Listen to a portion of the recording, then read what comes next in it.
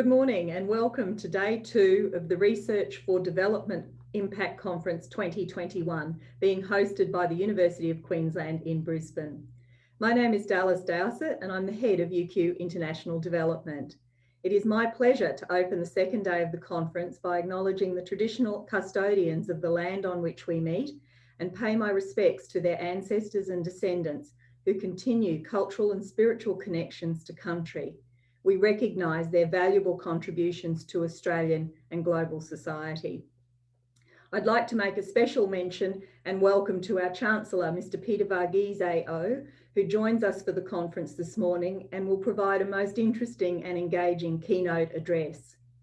We are also delighted to have a recorded message from the Honourable Julia Gillard AC, former Australian Prime Minister and current Chair of the Global Partnership for Education, which I know will resonate with our broad and diverse conference audience. UQ is actively driving its involvement in the development sector by harnessing our extensive range of capabilities and expertise that brings positive impact to global development opportunities and challenges.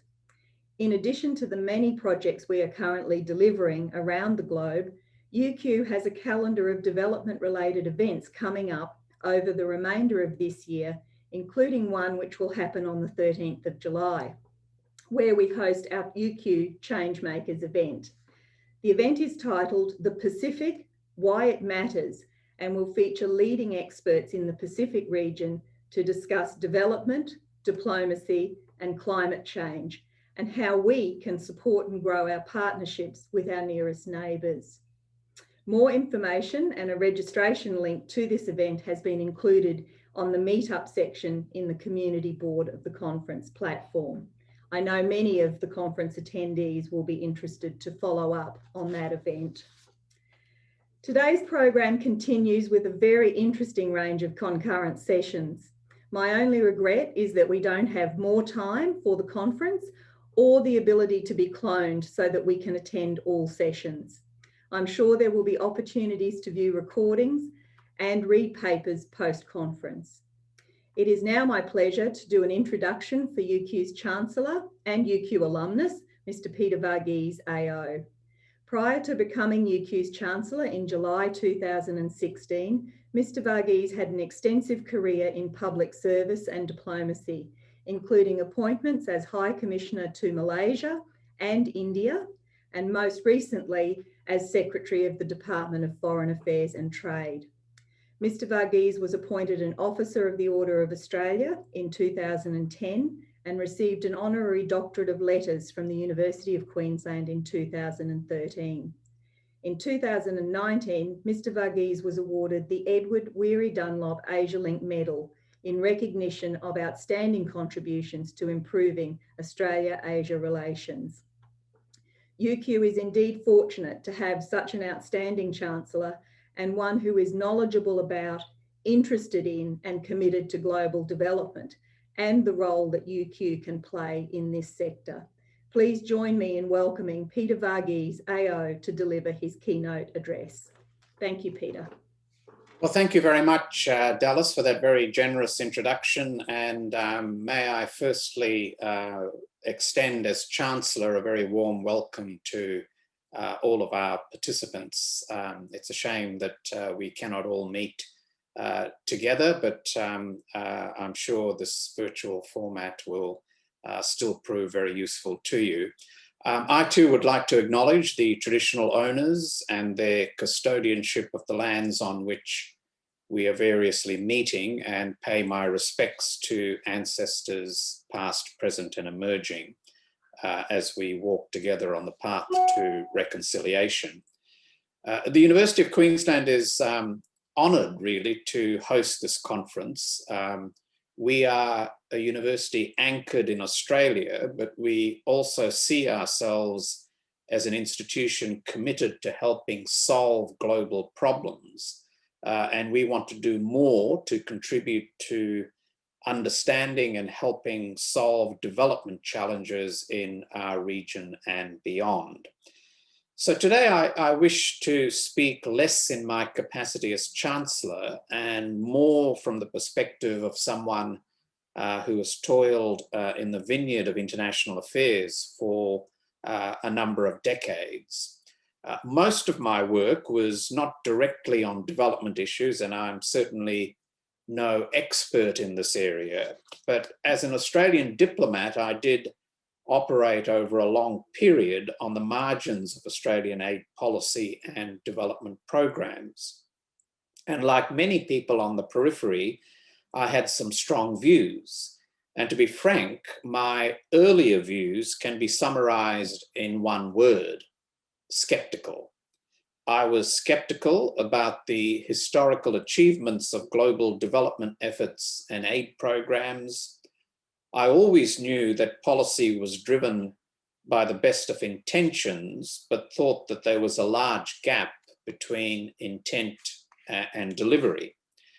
However, when I became Secretary of the Department of Foreign Affairs and Trade, I had to revisit these assumptions and to think more deeply about both the conceptual underpinnings of development programs and the best way to deliver them. The trigger was the government's 2013 decision during my tenure as Secretary to merge the operations of its foreign aid program, AusAid, into the Department of Foreign Affairs and Trade. Now, it may not have been a Damascene conversion, but I did come better to understand the very positive impact that our development programs had around the world, and particularly in our region. It was also during this period that I began to formulate my own views on the preconditions or ingredients that drive success in achieving sustainable development. In essence, I've come to the view that a nation's capacity for sustainable development is dependent on three core factors. First, you need the right policy settings to promote sustainable economic growth. Second, you need leadership that acts in the national interest. And third, you need stable and effective institutions. So today I want to share my thoughts on why I see these three factors as essential ingredients for sustainable development. They are by no means the only factors, but if they are not in themselves sufficient conditions, they are certainly necessary conditions for successful development. I would also like to say a few words about partnership and the importance of our development programs being designed through a partnership with the other government and with local communities and organizations. The first ingredient for sustainable development is that a nation must have policies that encourage economic activity and stimulate growth. There is no poverty reduction without economic growth. The nature and sustainability of that growth is, however, crucial. And the right policies are heavily dependent on the local settings and circumstances. For instance, there was a period, especially in the 1990s, when the so-called Washington Consensus was regarded as the most effective method of stimulating a nation's development. The Washington Consensus was about how best to ensure market forces drove economic growth. It was an agenda which included deregulation, regulatory reform, trade liberalization, and open investment. Now, these were powerful arguments, and they are still quite relevant, but they tended to assume that there was a single pathway to success. And this despite the fact that even at its peak, the Washington Consensus could not explain the performance of one of the most successful development stories in history, China, which lifted more than 500 million of its citizens out of poverty. China's policy settings certainly had some market elements, but it was hardly a poster boy for the Washington Consensus. It gave a large role to the state to allocate resources and capital. My point here is not that China's model is superior or the way to go.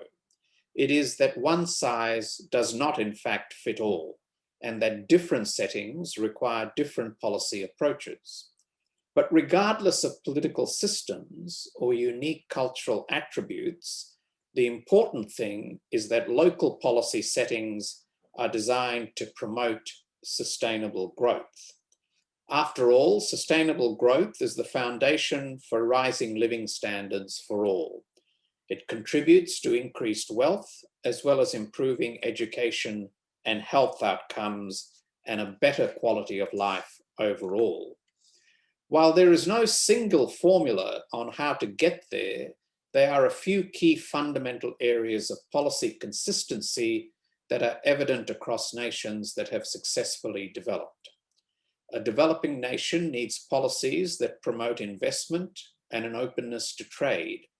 You also need an effective, well-balanced regulatory system.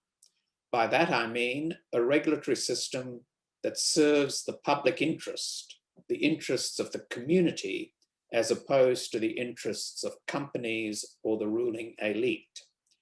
You also need policies that promote an expanding private sector, because private sector growth tends to be an efficient means of delivering job creation, the efficient allocation of resources, and economic growth. The important point here, though, is that developing nations cannot just follow a script that has been written elsewhere. The most effective approach to driving economic growth involves developing policy approaches that complement the unique attributes of a nation, including its culture, political system, natural resources, human capital, and position in the world. The second essential ingredient is good leadership. Now, this may sound a little prosaic, but it is borne out through history that nations that have successfully developed have had the good fortune of having strong and stable leadership. Most significantly, their leaders have been able to consistently place the national interest first above sectional or venal interests. And good leaders, in my opinion, have another defining quality. They are comfortable operating at a local, national, and international level. They are both political and cultural navigators, and they are particularly adept at understanding global trends and translating these trends into a set of policies that are beneficial for their own nation. Whatever your view of his politics, a leader like the late Lee Kuan Yew, for example, consistently made strategic policy decisions over 3 decades as Singapore's Prime Minister that ensured the rapid development of the city-state. Under his leadership, Singapore's gross national product per capita increased from $1,240 in 1959 to more than $18,000 by 1990. Yes, there is more to life than GDP per capita, but there is also less to life with falling or stagnant GDP per capita. Over those 3 decades, the unemployment rate in Singapore fell from 13.5% to 1.7%, and life expectancy increased from 65 years to 74 years. So leadership matters. Just look at the contrast between Singapore under Lee Kuan Yew and Zimbabwe under Robert Mugabe. And I'm not making a political point, nor am I blind to the shortcomings of success stories. It's a statement of what works. The third ingredient I want to mention is the role of institutions. When I talk of institutions, I'm referring to the various bodies that underpin the rule of law, the independence of the judiciary, the effectiveness of electoral systems, as well as the public service institutions that provide independent advice to government. The strength of a nation's institutions is closely correlated with national success throughout the world. The strength and integrity of key institutions do not get nearly enough credit for the role they play in a society's success. The point about institutions is that they are painstakingly hard to build, but they can be quickly subverted, damaged, or eroded. There are many countries that once had strong institutions and then, for one reason or another, those institutions have weakened. Most commonly, institutions are deliberately undermined by political leaders who resent the fact that these institutions have a degree of independence which might in some way obstruct their plans. Leaders who find checks and balances annoying. But our institutions provide a bedrock of stability and accountability that's essential for confidence and for attracting capital to invest in a nation's economic development. If you don't have strong institutions, it is very difficult to have sustained development or indeed to achieve any form of sustained progress. With the right policy settings, leadership, and strong institutions, sustainable development is within the grasp of most countries. Without them, no aid program can compensate for their absence. I hope you don't interpret that comment as a slight against the development sector or the importance of the role that it performs, because it is also the case that well-designed development programs can contribute to all three of the ingredients for success that I have described. Indeed, I believe development programs have an essential role to play in building local capacity in ways that contribute to good economic policies, the development of local leadership, and strong institutions. I would like now to turn to the importance of partnership in development strategies. In my experience, in order to make a meaningful and lasting contribution to capacity building in a developing nation, you've got to be on the ground locally and operating in a genuine partnership with that nation. That partnership needs to reflect your partner's local priorities, and the implementation needs to be deeply rooted in the local culture, local conditions, and especially the local political context.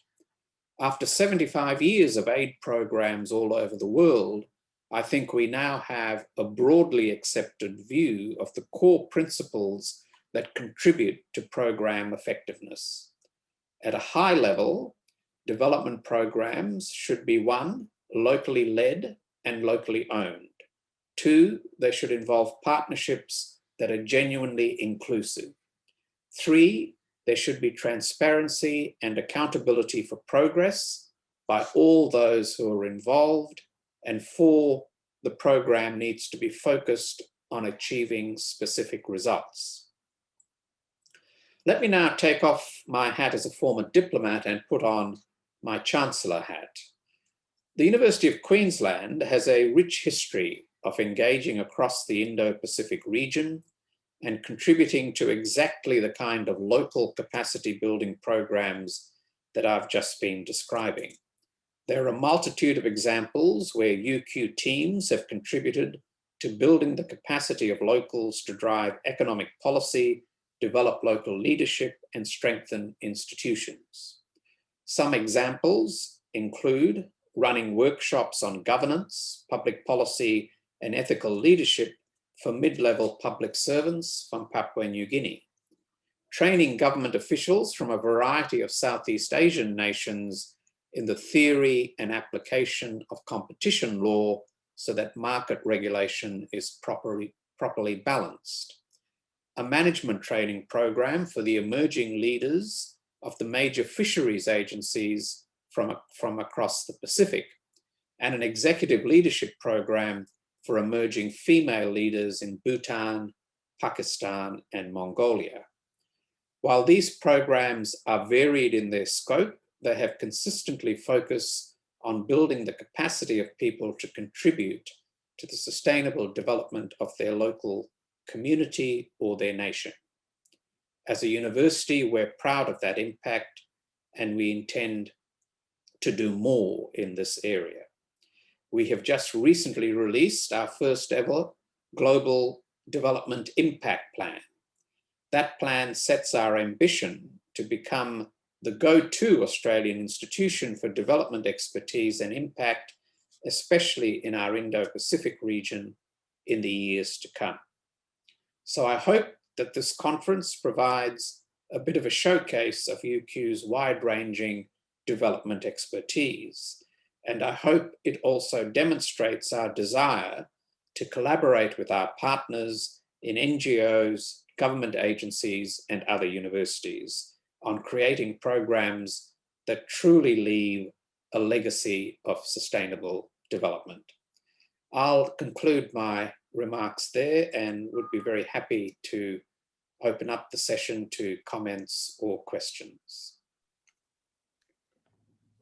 Thank you so much, Peter. A most interesting keynote speech, and I'm sure we've got lots of takeaways, and I can already see there's a few questions in our Q&A section of the site. So I might just jump into those and read out who's asked and the question, and then you could provide the answer to us or make comment.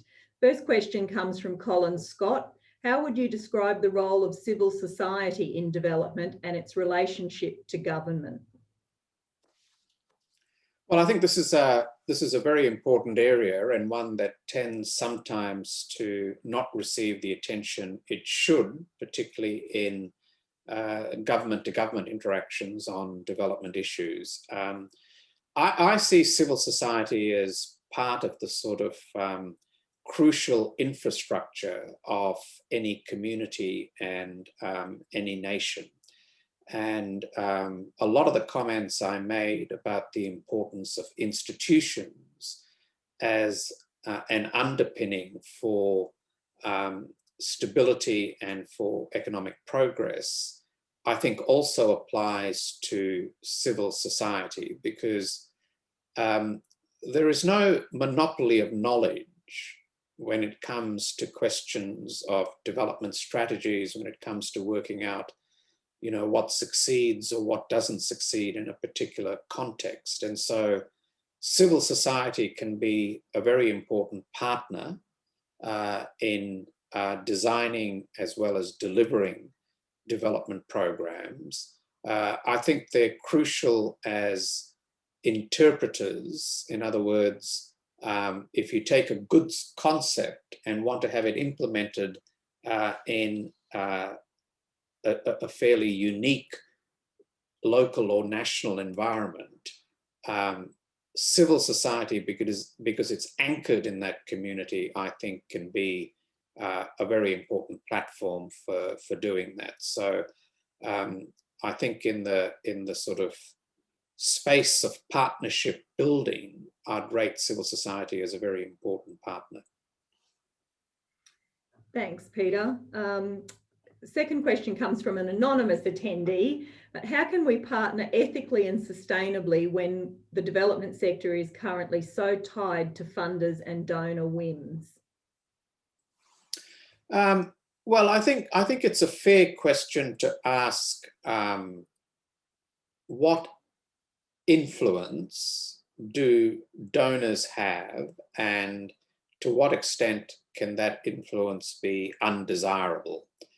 So the first point I'd make is that it's very important for there to be complete transparency in terms of where funding for development programs are coming from, whether that funding is from government sources, from international non-government sources, from private philanthropy, from the corporate sector. Transparency is always, I think, essential to building confidence. Good development strategies are structured in with the medium and the long term very much in mind, and so I would hope would be a bit insulated from responding simply to whims. I think the issue is often less that programs are hostage to whims, which is probably more rare. It is more, I think, that funding can have a stop-start basis to it, and that programs are begun but not concluded because of gaps in funding or because of changes in funding decisions, and all government budgets obviously do from time to time change their focus, change their envelope of money. So I think trying to find ways in which we can ensure greater continuity of funding, or at least ensuring that programs that are committed to are not then chopped and changed halfway through or at crucial periods, is obviously important. Peter, our third question is also from an anonymous attendee. In your experience as a diplomat, do you feel that Australia is underinvesting in this kind of soft power?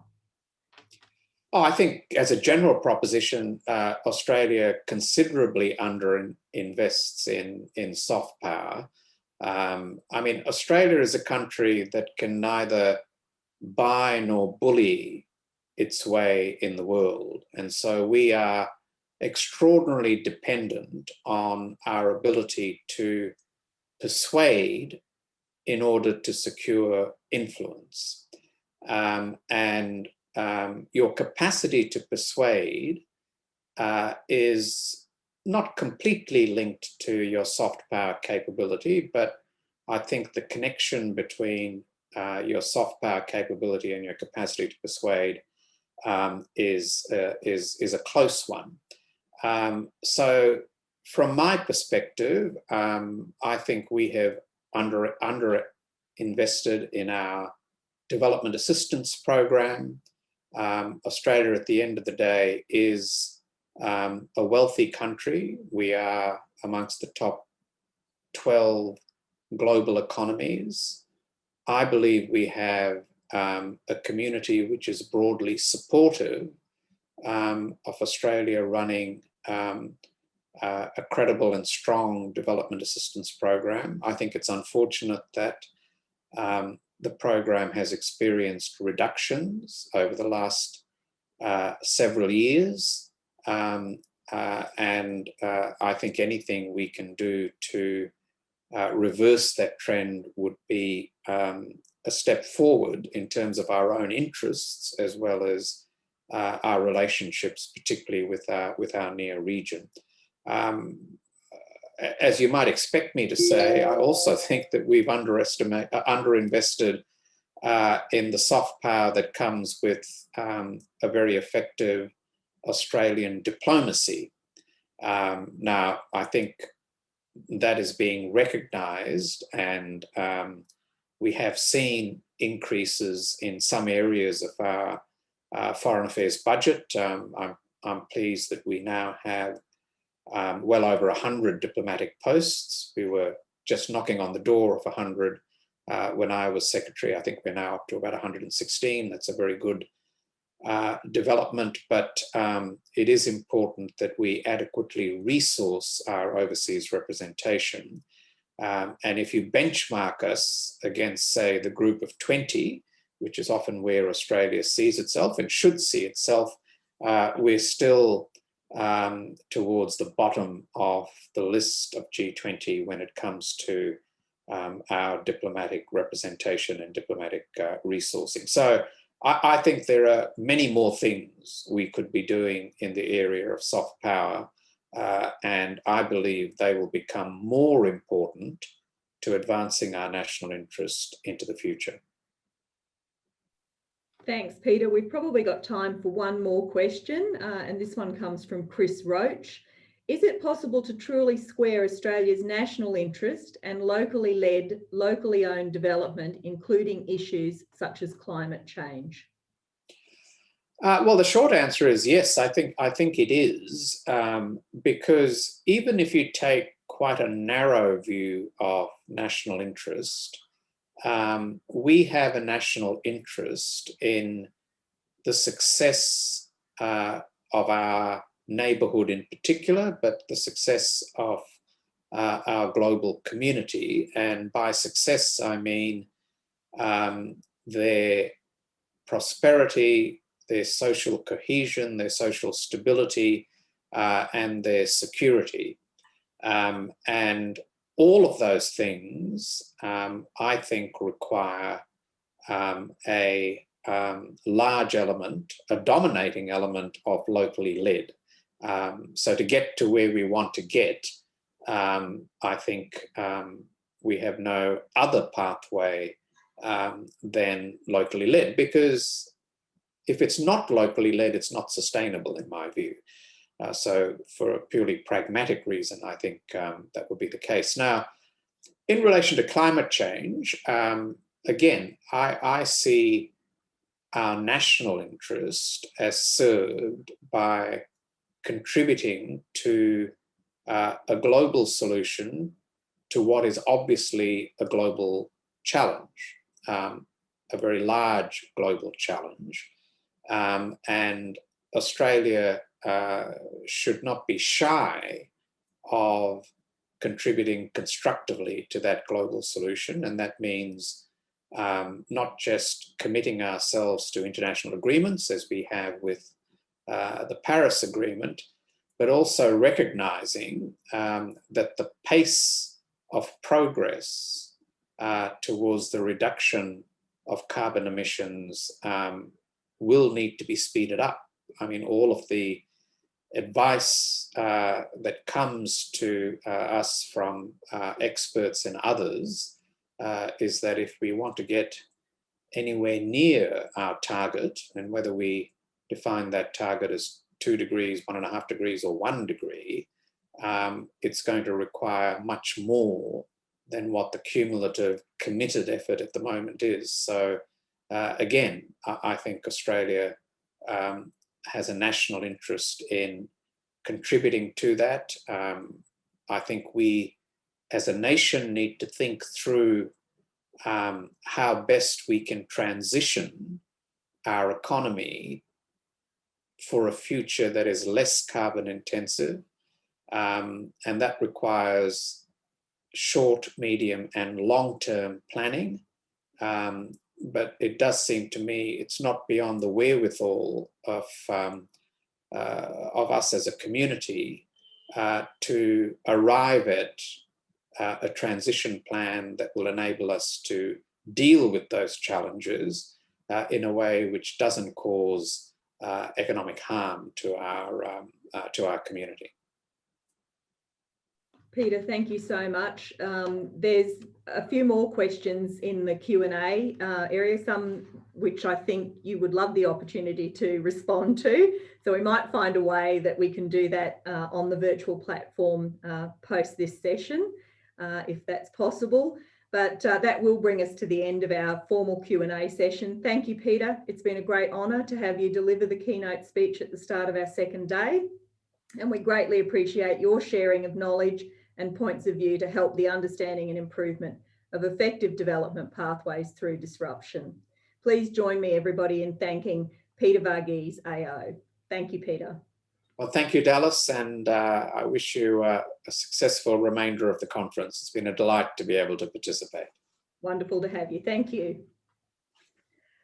We are also delighted to have been able to arrange a recorded message from the Honourable Julia Gillard AC, and to be able to have this included in the program as we move into this morning's sessions. Julia Gillard joined the Global Partnership for Education as chair of their board of directors in 2014, after a distinguished public service career in Australia. Following her passion for education, she was appointed a commissioner at the International Commission for Global Education Opportunity in 2015 and became patron at CAMFED, the Campaign for Female Education, in 2016. She is also a distinguished fellow at the Centre for Universal Education at the Brookings Institution. Ms Gillard served as Prime Minister of Australia between 2010 and 2013 and delivered nation-changing policies, including reforming Australia's education at every level, from early childhood to university sector. In recognition of her remarkable achievements in public service, Ms Gillard was awarded a Companion in the Order of Australia in January 2017, and she was pleased to provide a recorded message for our conference now that she's living in the UK, noting how important education is to all elements of sustainable development. Please join me in listening to and enjoying Ms Gillard's message. Thank you.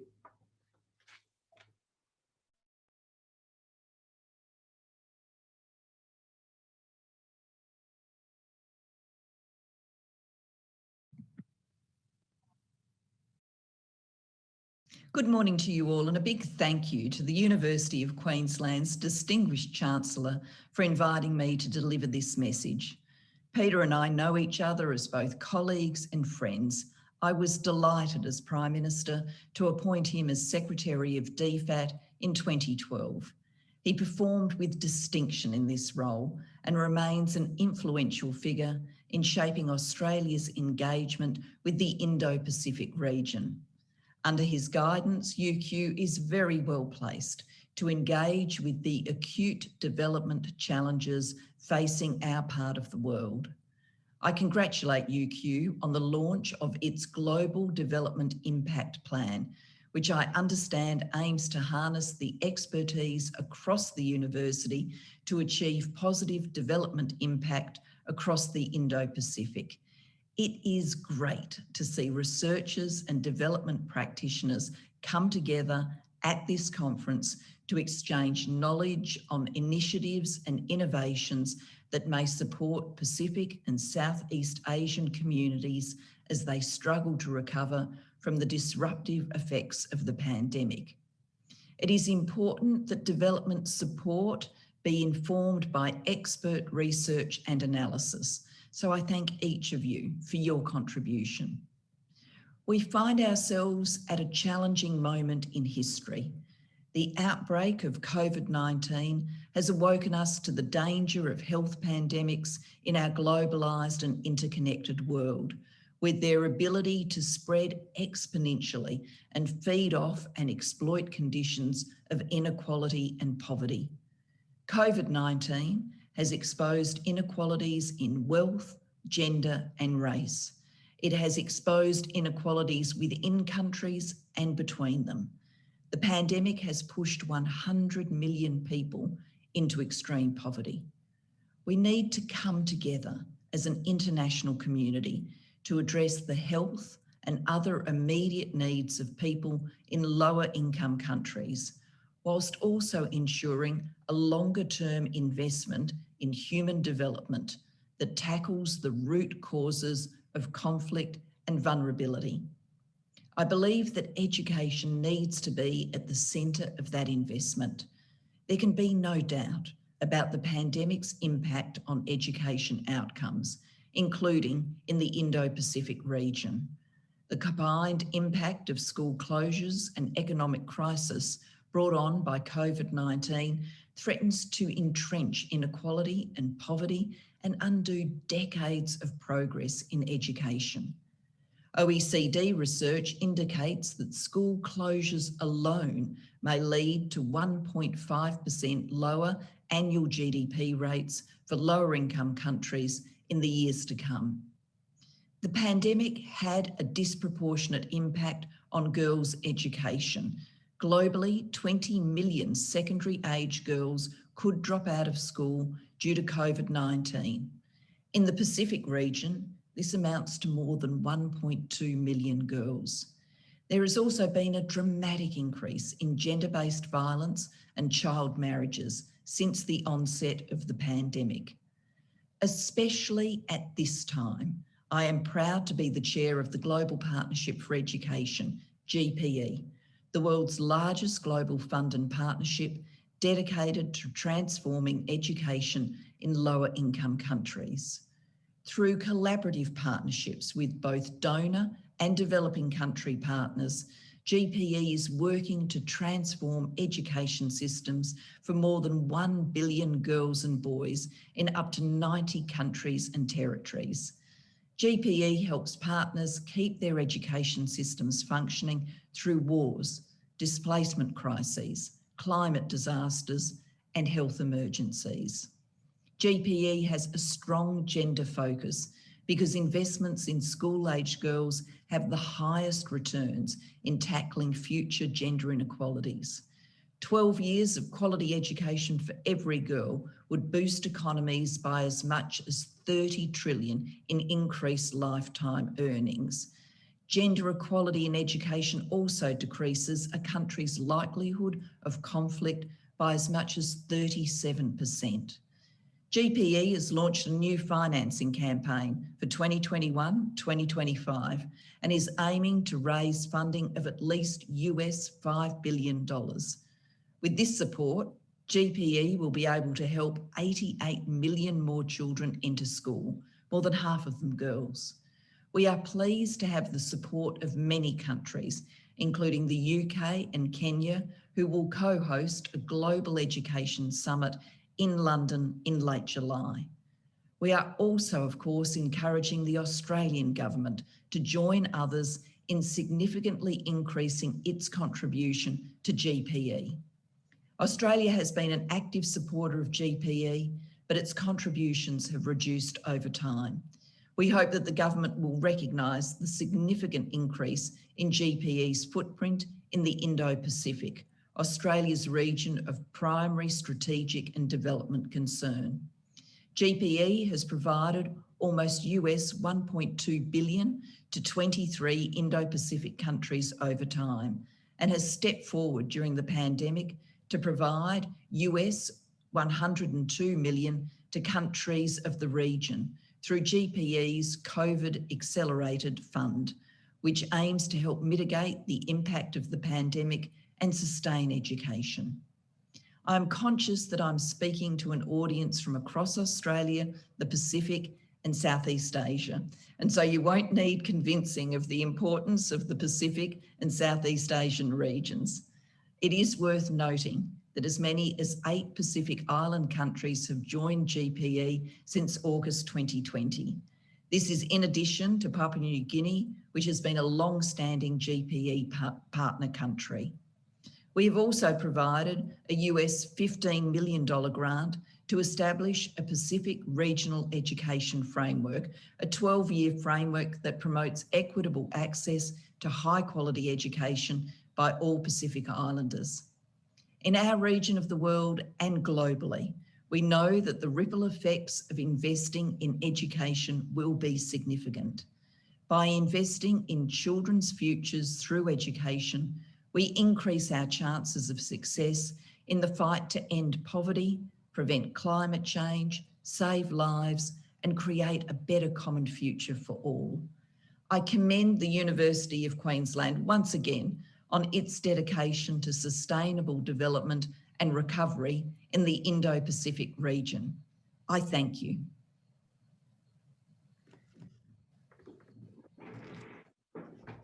We are indeed very grateful to have received such an inspiring recorded message from Ms. Gillard.